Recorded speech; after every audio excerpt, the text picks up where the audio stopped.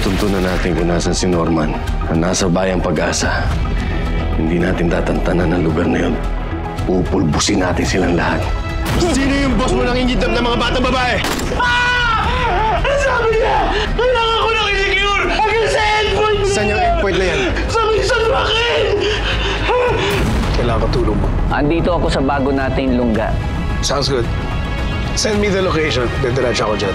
Hindi ako sang-ayon sa plano nila ni Norman na kausapin si Marcos. Maling-mali talaga hindi nila tayo pinayagan sumama sa kanila eh. Hindi kami armado. Gusto lang namin makausap si Boss Marcos. Ito ipapadala ko kay Mr. Pilates. Saan niyo kami dadalhin? Kung inaakala ninyo, nahahalik ako sa mga paa nyo, sasayang lang kayo ng oras.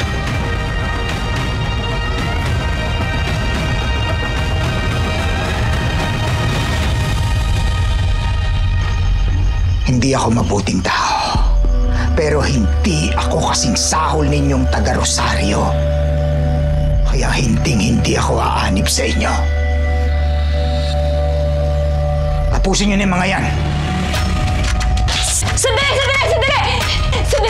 Sandali, please. Kuya, yung ginawa mo kay Utoy, makatao ba yon? Tama sila, kuya. Alam ko matindi yung pinagdaanan mo noon. At nagpapasalamat ako sa lahat ng sakripisyo na ginawa mo para sa akin. Pero nasasaktan ako tuwing nakikita ko kung ano nangyari sa'yo. Huwag ka nang makisali dito. Kuya, sa ayaw ko at sa gusto ko, kasama na ako dito. Tingin mo ba ikaw lang yung apektado? Kami rin, kuya. Ubus na rin kami, kuya. Sa lahat na nangyayari dito, ubus na. Pero hihintayin mo bang lahat kami patayin? Para lang sa pride mo? Makatao ba yun?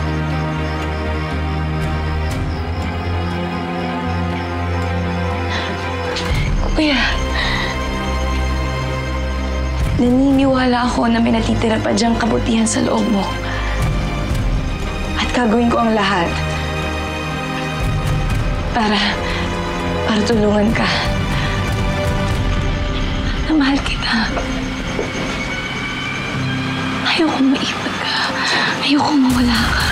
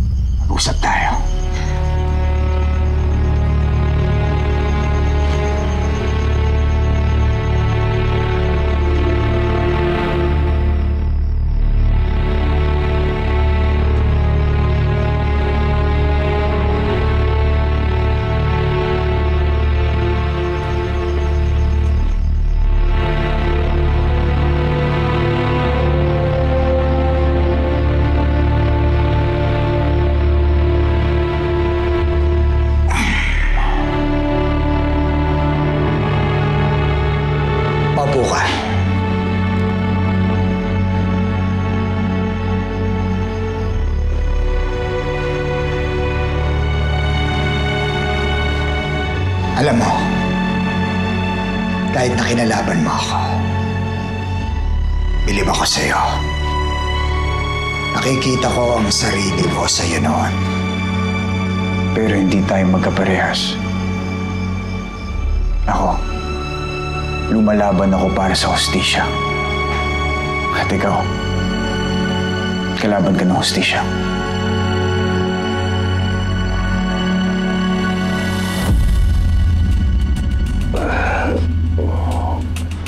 Masyadong mataas ang mga pader sa perimeter ng mansyon. Makakapasok lang sila sa gate kung balak nilang sumugod dito. At doon natin sila pwede ipitan. Nakapagdagdag ka na ba ng mga tauhan natin? Saka mga armas? Ipinag-utos ko na simula nung bumalik tayo dito.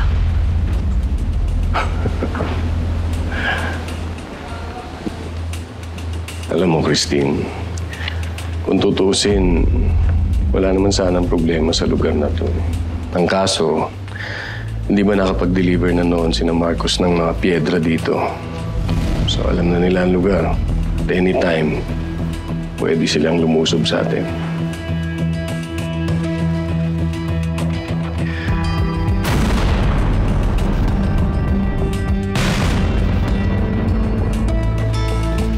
Huwag ngayon. Hindi ito ang tamang panahon.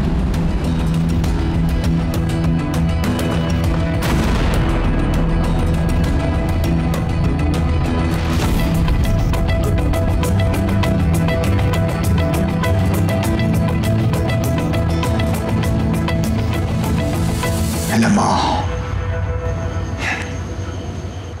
hindi yan ang magandang panimula para makuha mo ang loob ko. Kung sa tingin mo, masahol ang pagpapatakbo ko sa minahan, ano kayang sasabihin nyo kapag si Balmores at Aguirre na ang may hawak ng operasyon? Hindi mangyayari yan kapag nagsanib puwersa tayo.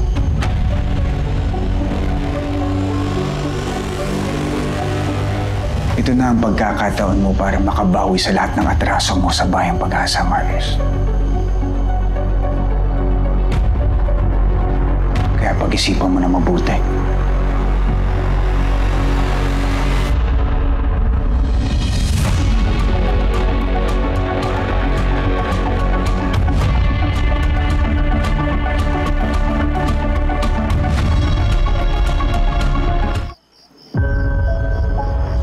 Sige.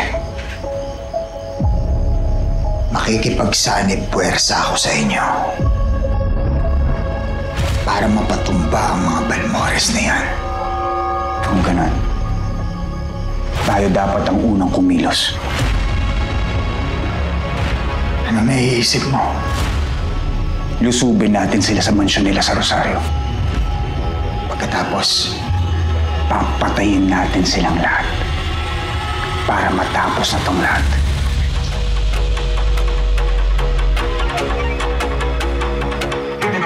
Tatapatin kita, Marcos.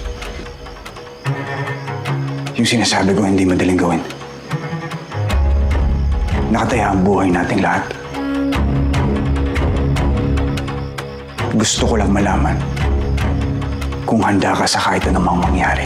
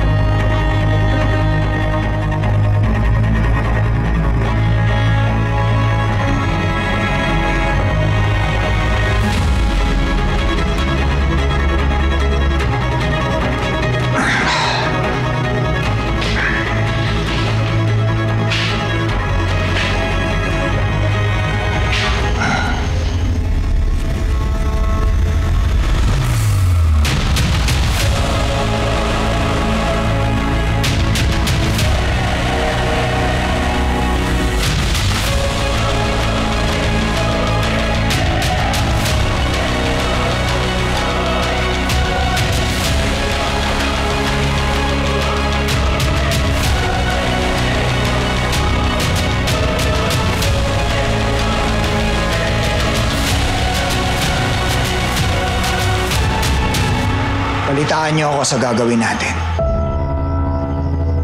Maraming salamat, Boss Marcos. Mauna na ho kami.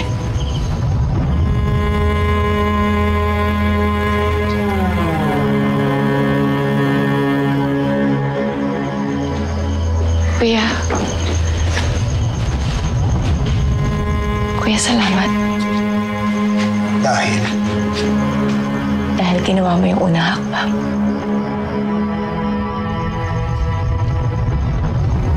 sinabi ko naman sa inyo,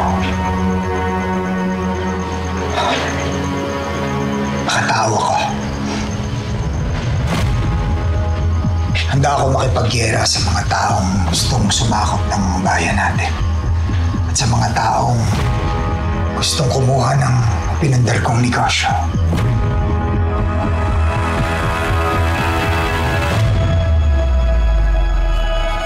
Panigurado, Christine.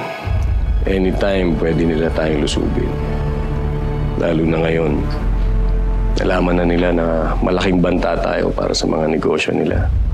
Alam ko yung pakiramdam ng isang leon na pinoprotektahan ang kanyang teritoryo. Magpapadala ako ng espiya. Para malaman natin yung plano nila. Mauuna na ako. Christine, sandali.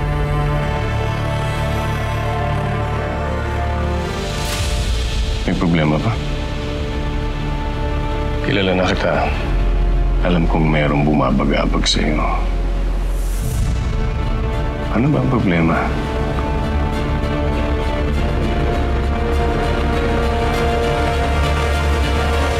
Kuya, sigurado ka bang walang ibang paraan? Pwede naman tayong lumapit sa mga otoridad. Bakit hindi? Hindi mo ba naiisip, Baste? Kalaban natin ay otoridad. Isipin mo na lang. Ako, ang baluarte ko ay bayang pag-asa lang. Pero ni isa ay walang pwedeng bumangga sa akin. Yang sila Balmores, yang si Aguirre, ay doble o triple pa kung anong meron ako. Kaya kayang-kaya nilang ipatumba ang sino mang kakalaban sa kanila nang walang pananagutan. Langgam lang ang tingin nila sa atin. At yan ang dahilan kung bakit umanib ako kay Norman. Dahil hindi ako papayag na pulbusin ang mga mahalaga sa akin.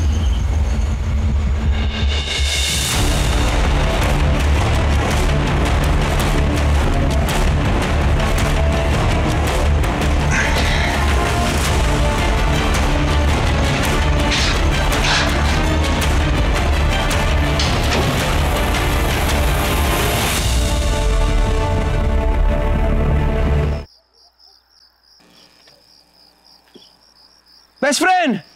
Papi! Jane, ano? Kamusta? Meron kami magandang balita. Sandali. Hindi nila kayo sinaktan? Huwag kayong mag-alala. Ligtas kami. Katunayan nga, napapayag namin si Boss Marcos na pumanig sa atin. Yay! Mabuhay! Mabuhay ang bagong pag-asa!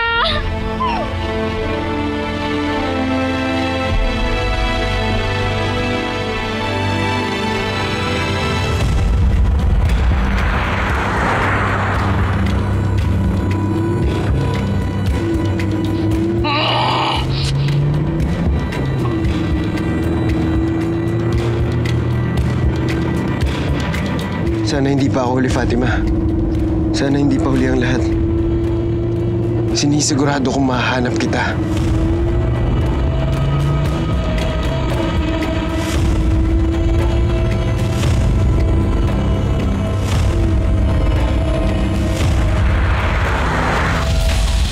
Teka lang. Bakit natatahimik kayo? May problema ba? Sigurado ba tayo mapagkakatiwalaan natin si Marcos? Eh, di ba dati kumampi din yan kay Kuya Miguel? Anong nangyari? Ganun din. Ang traitor din sila. Paano kayo nakakasiguradong hindi niya tayo tatride rin? Tsaka teka nga. Ano? Nakalimutan niyo na ba yung kahayupang ginawa niya? Kuya Norman! Hindi ko kinakalimutan na masamang tao si Marcos Utoy. Pagbabayaran niya ang lahat ng kasamaan na ginawa niya. Pero may mas malaki tayong kalaban. Kung hindi tayo nakipagsanib puwersa kay Marcos, hindi nasisilayan ng bagong umaga ang Bayang Pag-asa. Pansamantala lang to, Utoy. Kung wala kayong tiwala kay Marcos, magtiwala kayo sa akin.